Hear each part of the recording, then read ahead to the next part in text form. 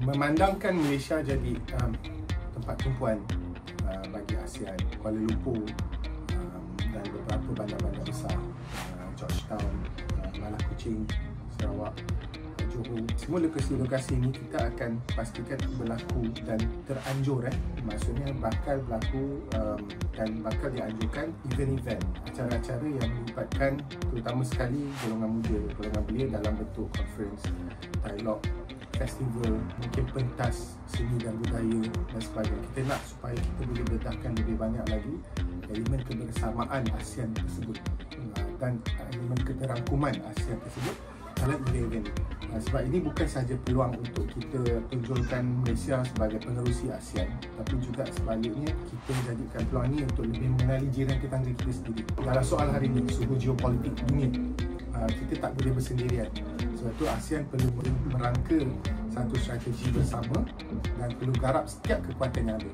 Dan dengan Malaysia taking the charge dan taking the lead, golongan belia terutama sekali saya harap boleh ambil peluang ini. Malaysia sebagai salah satu negara yang antara paling terhadapan dalam ASEAN. Kalau kita dari sudut ekonomi yang lebih stabil dibanding kawan-kawan kita, tetangga kita.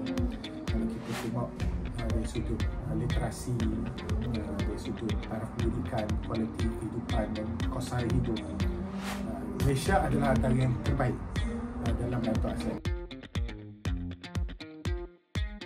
Jadi memang sesuai untuk kita jadi antara negara yang leading the pack berhadapan dengan situasi dunia sekarang. So anak-anak muda ni, tenaga-tenaga baru ni yang kreatif, yang ada idea tentang ekonomi baru, yang sedang menyerukai pasaran-pasaran yang sebelum ini belum pernah diteroka, yang sedang mencipta peluang-peluang yang mungkin selama ini tidak pernah difikirkan.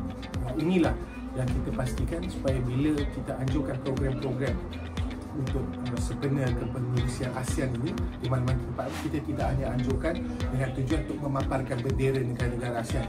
Sebaliknya kita adakan dengan tujuan untuk menggalakkan anak-anak muda kita mengambil peluang